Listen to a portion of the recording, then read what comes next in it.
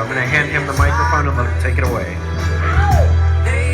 All right, hello.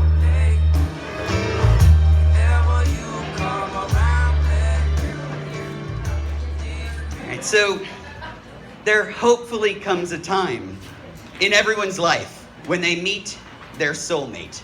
That person that's going to listen to their bad jokes and be with them, whatever they're doing, through all their craziness. And that time finally came for Matt.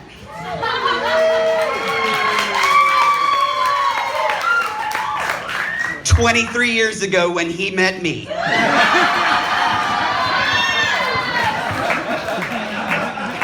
Hey there, for those of you who don't know me, my name is Jeff Ferris. I am the best man.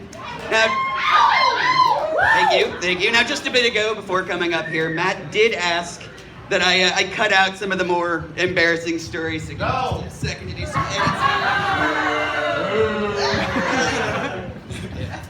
edits. Hey, so I'm gonna wing this. Yeah. So first off, I mean, Jamie, you look just absolutely stunning.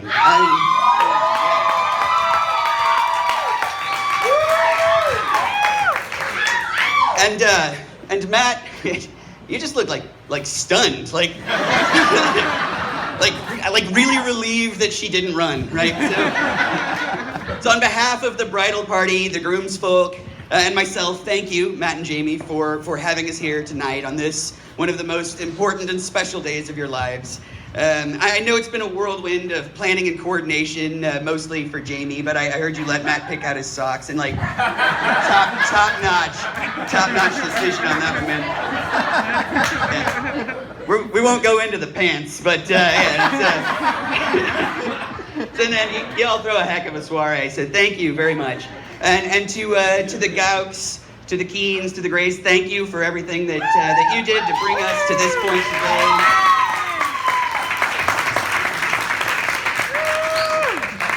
And thanks, of course, to everyone here who traveled from near and far, from places well outside of Texas. We have people from Vietnam, from London, from all over the United States.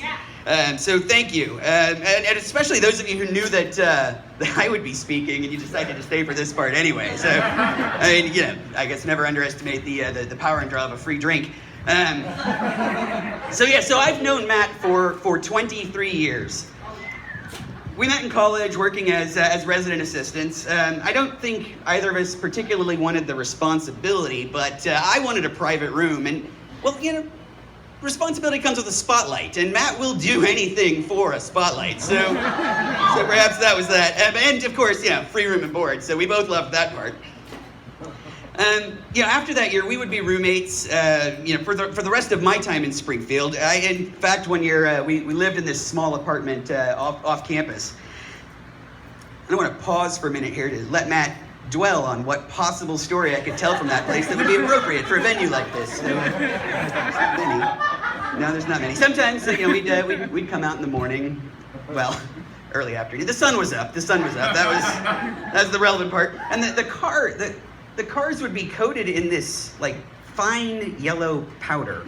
Now, those of you from Texas are thinking, oh yeah, it's cedar pollen, totally familiar with that, no big deal. But this is Missouri, this isn't Texas, so we didn't have the same pollen issues there. We did, however, live across from the Kraft cheese plant. Yeah, so when it rained, that powder would turn into its true form, which was Kraft cheese sauce. And I mean, we were poor college students, and I'm not gonna lie, we loved that free cheese. Sometimes eat it just right off the car. Yeah. Anyway, that's really the only story I can tell from there, so I'm gonna leave it at that. But looking back, you know, I still refer to Matt as my roommate even today, and we haven't shared an address since 1997. So looking back, I really don't know.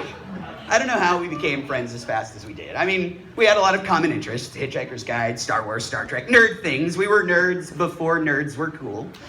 And you know, when I think back, though, there's just a time in my life when I didn't know Matt, and then the rest of the time when we were great friends. There really wasn't there wasn't any time spent on the transition. Like there wasn't a defining moment. There wasn't a point that that I could say, yes, this is when it happened. And I think that's what's happened here with these two. There was just the time before Matt and Jamie knew each other, and then the rest, everything else, where they just knew.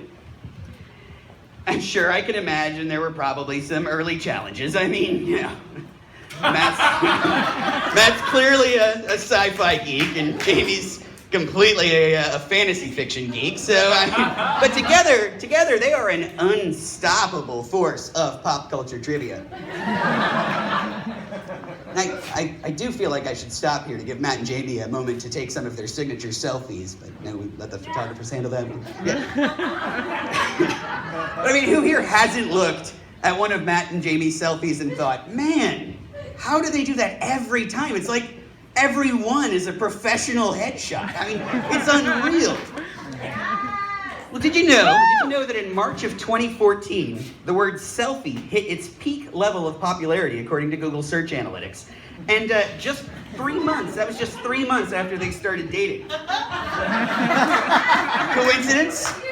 Absolutely. Coincidence. Yeah, actually, the term selfie was actually coined in 2002 by some drunk Aussie who fell down and just abbreviated the word. So they may not have defined the word, but they've absolutely refined the art. So how to end a toast, right? I mean, I know a lot of you are actors or at least theater adjacent. So originally I was thinking Shakespeare. So I was looking, reading through some of the archives, and man, that stuff always ends on a down note, right? So I'm gonna skip that. I'm gonna go with Ogden Nash from A Word to Husbands. So to keep your marriage brimming with love from the marriage cup. Whenever you're wrong, admit it. And when you're right, shut up. So to Matt and Jamie, may the force be with you.